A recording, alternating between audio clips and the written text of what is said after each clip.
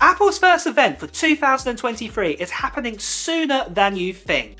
Will we be seeing the brand new Apple VR headset? Is this reality going to become true? Well, we're going to be finding out in the next couple of weeks, the next couple of months, of what Apple are planning on bringing out at this first half of 2023. And today I want to talk about the kind of devices that are most likely going to be in our hands by the summertime. So let's get started then with probably the most anticipated product of 2023, and that is the brand new Apple VR headset. Now, we've heard loads of leaks and rumours about the Apple VR headset, that Apple are going to be creating this new headset. But the first thing I want to actually cover off is that I keep saying VR headset. But to be honest, lots of people out there are believing this is actually going to be called a mixed reality headset. And you're probably wondering, what does that mean?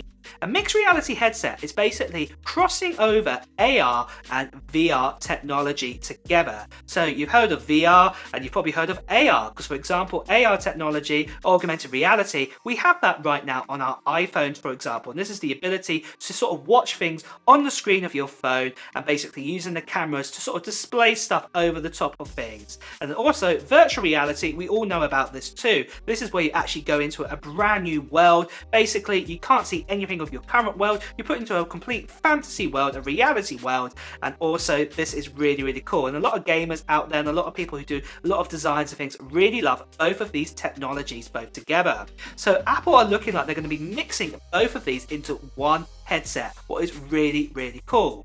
Now, we've known for some time that Apple have been working on this, and they've actually been giving us clues over the time as well, especially that Apple have been upping their AR games. We've had things like the LiDAR sensor introduced, and also that Apple are really keen of basically bringing out sort of AR games onto their app store, for example, and tools to help you out. So it does definitely make sense. Now, the actual VR headset or the mixed reality headset, we're not too sure at this stage of how much it's going to probably cost, but I can probably guess it's probably costing more than $1,000 because at the end of the day, you know, most VR headsets out there, the decent ones when they come out, and these are the proper professional ones, they are sort of shy of probably sort of $800 plus. I'm not talking about the PSVR, you know, the PlayStation one. I'm not talking about the Oculus sort of reality one like this. I'm talking about the proper professional ones out there, and I'm guessing this is who Apple are going to be targeting first of all.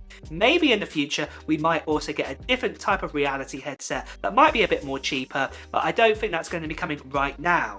Now, when this is going to be happening, this sort of AR or this mixed reality headset is probably going to be happening either in springtime this year, or we might be hearing about it later on in 2023. But we're most likely going to be seeing it definitely this year, and we're really excited for this.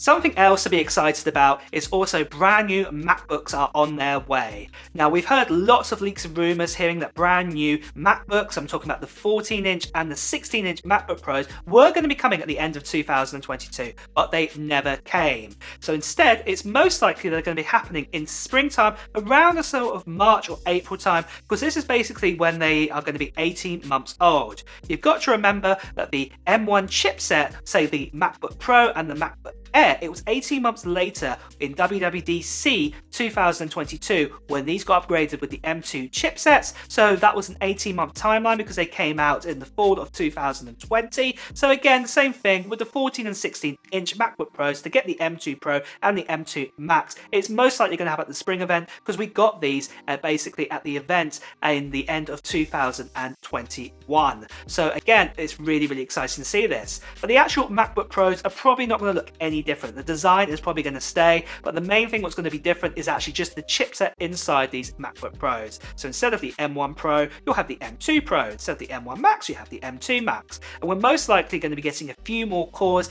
in CPU and GPU. They're going to be upped a little bit. There's been lots of leaks and rumors of how many cores we're actually going to get, and they're a little bit mixed at the moment. So I'm not going to 100% confirm how many there are at this stage. All we know is there's probably going to be more cores on either the GPU or CPU or both, because this is what we got with the M2 chipset. Remember, definitely on the GPU side, we actually got some more cores there. So it's really exciting to hear that. Something else what's really exciting is that we've also heard that TSMC are making 3nm die chipsets. The current M1 Pro and the M1 Max actually have a 5nm chipset die. So having it at 3nm, this basically means the chips are going to be more efficient and and also basically means that we can push these chips a bit more further to give us a bit more speed. But overall, guys, I wouldn't get too excited where we got the sort of Intel to the M1 transition where we were getting like 300 times more percent performance or 200% more performance. That's not going to be happening this time. You're more likely going to be seeing anywhere between 15 to 40% increase in performance. So any of you guys right now who've actually got yourself an M1 Pro or an M1 Max chipset, I personally wouldn't be upgrading at all with this because your chipsets are going to be absolutely fine for many years to come. But if you haven't made that transition over yet to Apple Silicon, this might be your time if you're coming from Intel, because these are going to be fantastic new chips, and then these are going to set you up for the next few years. So this is absolutely awesome. So as Apple are making all of their devices more and more efficient, you're going to need some decent chargers out there. And that's where today's sponsor comes in. And today's sponsor is Ugreen. And Ugreen makes some fantastic chargers out there. And I want to talk to you about 3 chargers, what they make right now.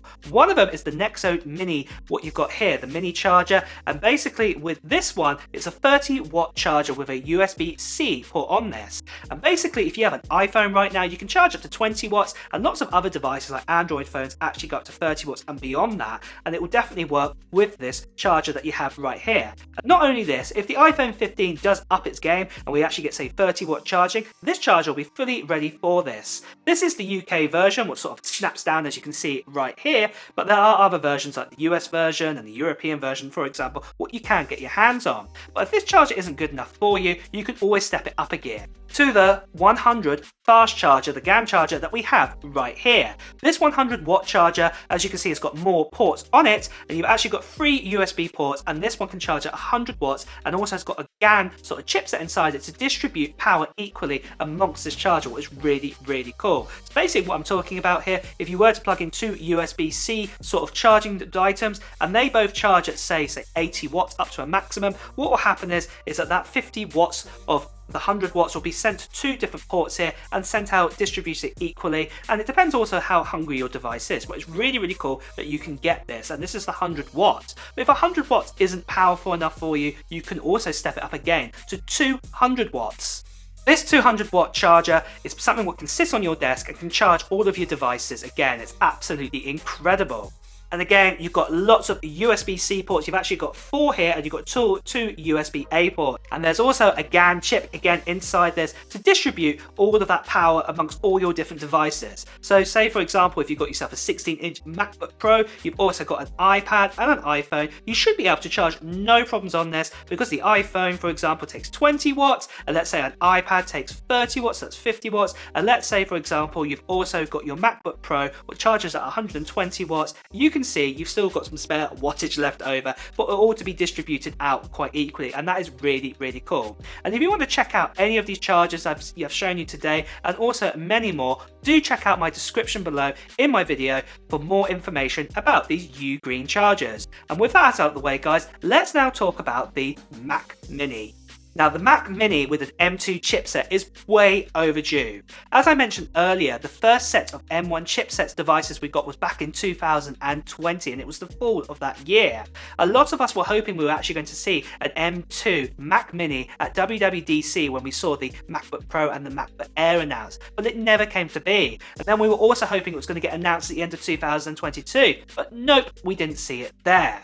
Now, there has been leaks and rumours, and even myself, I've heard this as well, that there's going to be a brand new design Mac Mini, but to be honest, in recent months it doesn't look likely this is going to be the case. And one of the main big reasons is to do with the design language. If you see here, I've got a Mac Studio and a Mac Mini. They're very similar looking. It's very odd for Apple to create the Mac Studio, the most powerful sort of Mac they have right now, and then basically completely change the design for the Mac Mini completely. So it doesn't look like this is going to happen.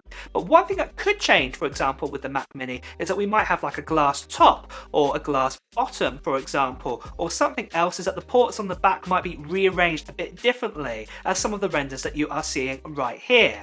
But the main thing as well, what you've got to think about is why this design is staying the same, is like with the Mac Studio, we have the M1 Max and the M1 Ultra chipset inside it, and we have that big sort of fans inside, and these are far bigger than like we get in the 16-inch and the 14-inch MacBook Pros with the M1 Max. And when you think about it, this brings really cooling to a desktop device without causing any bottlenecking. And if we kept the current Mac Mini design right now, we can sit a decent chip inside like the M2 Pro, for example, and not just the M2.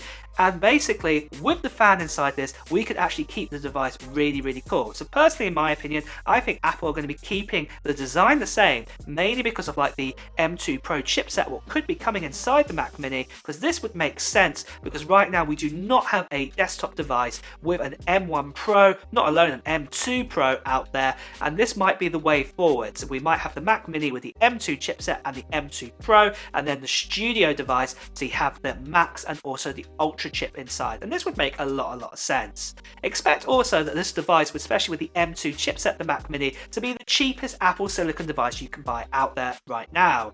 As you remember, the current M1 Mac Mini is the cheapest, and it's most likely that the price will be retained or might be slightly more, but yet it still will be the cheapest M2 chipset device you can buy in 2023, what is really cool.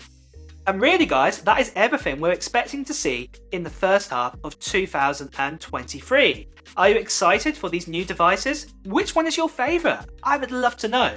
Put it down in the comments below. And also at the same time guys, if you have liked this video, please make sure you press the like button. And also if you want to hear the latest Apple news, reviews and comparisons, please also make sure you hit the subscribe button, followed by the notification bell. Until next time guys, I will see you really soon. Take care.